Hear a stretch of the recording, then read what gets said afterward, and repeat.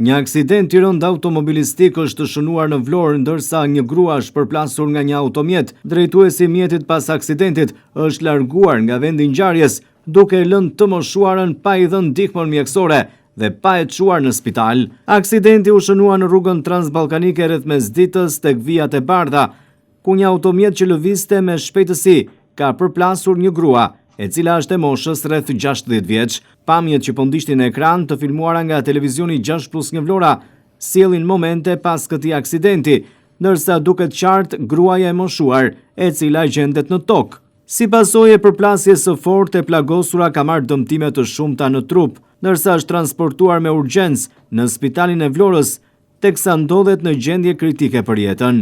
Ndërkohë, drejtuesi i automjetit është larguar nga vendi i ngjarjes, duke lënë të plagosurën në rrugë. Policia ka nisur me një rretimet dhe është vënë në kërkim të autorit, ndërsa po punohet për identifikimin dhe kapjen e tij.